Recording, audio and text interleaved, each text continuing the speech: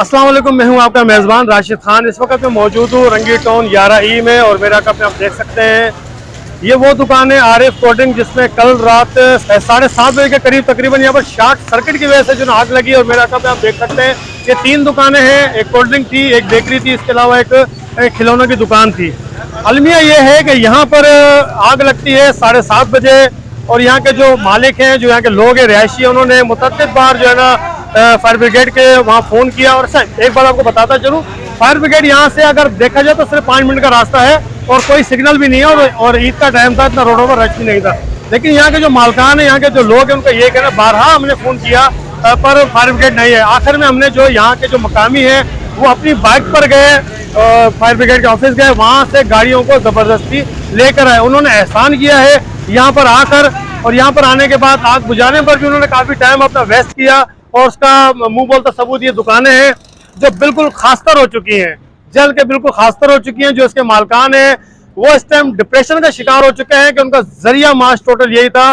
इस दुकानों से कई घराने चलते थे, मालिक भी था, उनके मुलाजिम भी थे और कई घराने चलते थे। तो बड़े अफसोस की बात है, मैं देख रहा हूँ कि रंगी टाउन बिल्कुल एक ऐसा इलाका बन चुका है जहाँ पर कोई कानून नहीं है, ला कानूनियत है, इलाका गैर का मंजर पेश करता है। देखा जाए तो मंशियात भी यहीं बिक्री है, मावा गुटखा भी, भरपूर एक्शन लेते हैं। लेकिन अफसोस की बात यह है कि इतना बड़ा वाकया हुआ तो यहाँ पर कोई इदारा नहीं आया। यहाँ पर ना पुलिस आई, ना फायर ब्रिगेड आया, ना दीगर जो यहाँ के जिम्मेदारान है, टाउन चेयरमैन, यूसी चेयरमैन, कोई भी नहीं आया। मजीद जो यहाँ के जो मालिक हैं बात करने की पोजीशन में तो नहीं है, लेकिन फिर भी हम उनसे बात करने की कोशिश करते हैं। उनका क्या मौके है, वो क्या कहते हैं। जी बिल्कुल, इस वक्त हमारे साथ इस दुकान के ओनर मोहम्मद इरफान साहब मौजूद है। अब देखते हैं बात करने की कंडीशन में है या नहीं है। बहुत बड़ा नुकसान हुआ इनका, अल्लाह ताला इनको हिम्मत अता फरमाए, उसका नेमुल बदल अल्लाह ताला इनको अता फरमाए। इरफान साहब, बहुत अफसोस की बात है, मुझे बड़ा अफसोस हुआ। जरा सा मुझे तफसील बताएं, यहाँ पर आग कैसे लगी और आया फायर ब्रिगेड की गाड़ियाँ कब आई और कब इस आग पर काबू पाया गया। मुकम्मल तौर पर आपकी दुकानें तबाह हो चुकी हैं, क्या कहेंगे इस बारे में। मैं ये कहूँगा, अपना जो है तकरीबन हमारे 7:30 बजे आग लगी है और सुबह 1.25 घंटा लेट अपना जो है ना गाड़ियाँ आई हैं यहाँ पर, वो भी हमारे लोग लेके गए, लेने के लिए गए, तो वो जब यहाँ पर आई हैं और हमारे करोड़ों रुपए का नुकसान हुआ है अपना जो है। बस अपनी मदद आप जो भी हो सका हम करते रहे यहाँ पर, ठीक है, ताकि हुकूमत की सतह के ऊपर हमारे पास कोई भी अभी तक नहीं है अपना जो। अच्छा, यहाँ के जो मुतलका जो यहाँ के जिम्मेदारान है, उनमें से अभी तक कोई आया आपके पास? जी हाँ, आए थे, MP है, MNA वगैरह अपना जो भी है वो लोग आते रहे अपना जो, मगर कोई भी अपने पास तसल्ली दे के जाते रहे कि अपना जो है ना कि कुछ भी अपना जो है कोई हमारी मदद के लिए अपना जो है कोई अपील नहीं करी। अच्छा, माली मदद के लिए अभी तक किसी ने कोई हामी नहीं बोली, सिर्फ आए हैं यहाँ पर तसल्ली दी आपको और चाहते चले गए। जी हाँ बिल्कुल, अपना जो माली मदद सेक्शन करवाए होंगे, जी हाँ बिल्कुल बिल्कुल, जो होता है वही कराया अपना जो है। अब आप क्या चाहते हैं, क्या मुतालबा आपका कि किस तरह की भरपाई की जाए? देखिए, हमारा तो अपना जो है ना सब कुछ यही था अपना जो है, जितना भी हमारा रोजगार चलता था, घर के बच्चों के रोजगार चलते थे, सब अपना जो है हमारा यही चलता था। अब हम तो बिल्कुल जीरो पर आ गए। अपना जो भी मदद हो सकती है अपने वो हमारी मदद करी है। जितनी भी अपना जो है लोग हैं अपना जो है इस चीज के अंदर करने वाले, हम तो अपने लोगों को देने वालों में से थे, मगर आज अपने जो लेने वालों में से बने हुए हैं। जी बिल्कुल, इस वक्त हमारे साथ मौजूद है इंसानी हकूक की तंजीम है, उनके कराची डिवीजन के सदर है मोहम्मद अशरफ मुगल साहब, वो भी हमारे साथ यहाँ मौजूद है। उनसे भी हम पूछते हैं कि वो यहाँ पर आए, उन्होंने क्या देखा और आया वो इनकी किस तरह मदद करने के लिए अपने अज़म लेकर आए। अस्सलाम वालेकुम सर। सर, मैं देखता हूँ कि आप माशाल्लाह हर जगह पहुँचते हैं और ऐसी जगह पर पहुँचते हैं जहाँ पर आपकी जरूरत होती है। आज इतना बड़ा अफसोसनाक वाकया हुआ, उसके बारे में आप क्या कहेंगे?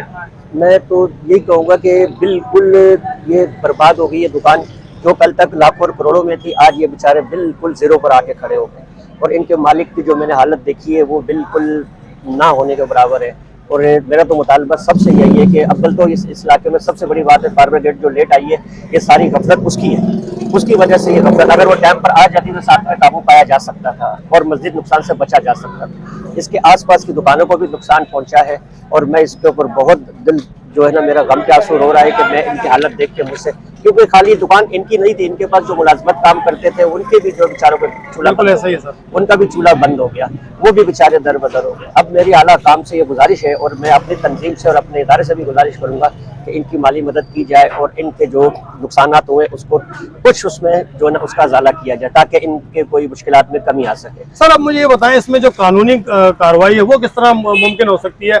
आए किस तरह अपने कानूनी कार्रवाई कर सकते हैं, इसके बारे में कुछ मालूमात है? कानूनी कार्रवाई इनके लिए अगर ये चाहे तो ये एक इदारे को एप्लीकेशन दे सकते हैं इंसानी हकूक़ के इदारे को एक एप्लीकेशन दे सकते हैं उनके लिटरेट पे कि हमारा ये नुकसान और ये भरपूर हुआ और फायर ब्रिगेड की गफलत की वजह से हुआ है। क्योंकि जो मैं इलाका मौके की बातें सुन रहा हूँ वो यही कह रहे हैं कि जी फायर ब्रिगेड टाइम पे नहीं पहुंचा। देखो जो बाद में आया भी है, जो रात को भी आया, तो ये तो बेचारे जिन लोगों के लिए पूरा पूरा दिन खड़े होकर वोट देते हैं, पूरा पूरा दिन धूप में खड़े होते हैं, लाइनें लगाते हैं, उनको तो सुनते ही आ जाता। मैं अगर डिफेंस व्यू से इतनी दूर से आ गया हूँ तो जो यहाँ के मकामी रहने वाले थे उतने इतना टाइम क्यों लगा? सर ऐसा ही है, सही है। मेरा मैं कहाँ से आया हूँ? डिफेंस व्यू से सुन के रात को खबर चली, सुबह में यहाँ पहुंचे। तो जो यहाँ के मकामी है वो क्यों नहीं पहुंचे इन गरीबों के लिए? अगर वो यहाँ खड़े होते तो पुलिस भी आ जाती, फायर ब्रिगेड भी आ जाता और दूसरे इदारे भी सारे पहुंच जाते। बिल्कुल ऐसे ही होता ना, लेकिन उस गरीब बेचारा अकेला था, उसके लिए कोई भी नहीं आया। जी बिल्कुल। इस वक्त हमारे साथ मौजूद है यहीं के रिहायशी और एक सीनियर साफी अनवर हुसैन साहब, उनसे भी जानने की कोशिश करते हैं कि असल में इस तरह ये नाइंसाफी कब तक होती रहेगी, गरीबों के ऊपर कब तक होता रहेगा। और आप देख सकते हैं कि बिल्कुल कारोबार तबाह हो चुका है। अनवर साहब क्या कहेंगे आप? इतना आलमनाक वाकया हुआ है, अफसोसनाक वाकया हुआ है कल रात को। अस्सलाम वालेकुम राशिद भाई, बहुत बहुत मेहरबानी, आपने मुझे बुलाया इधर मौके पे और आपके इत्तला पे मैं इधर आया हूँ। तो मेरा कहने का मकसद है कि इन्होंने जो है फायर ब्रिगेडियर को फोन किया, उनके 1.5-2 घंटे के बावजूद भी वो नहीं आए। सर यहाँ से 5 मिनट का रास्ता है, यहाँ से आपका 10 नंबर से 5 मिनट का रास्ता है, ठीक है ना। तो इनको कॉल करते रहे, फिर मोहल्ले के लड़के जो है इकट्ठा होके गए उधर। जाने के बाद उनको अपील की है तो उसके बावजूद उनके पास पानी नहीं था, पानी भरा उसके बाद इधर आए। मैं यही कहूंगा अल्लाह काम से खुदारा यहाँ पर आए और इरफान साहब है यहाँ के जो मालिक है उनकी दाद रसी करें, जितना हो सके उनकी माली मदद करें ताकि अपने कारोबार को फिर से खड़ा कर सके। और आखिर में फायर ब्रिगेड का जो यहाँ का मुतलका इदारा, मैं उससे गुजारिश करूंगा, आपने मरना है और अल्लाह को जवाब देना है। आप लोग इस तरह ना करें कि रोजे क़यामत इसका हिसाब आप लोगों ने देना है। शुक्रिया। कैमरामैन अरुण के साथ राशिद खान को दीजिए इजाजत। अल्लाह हाफिज।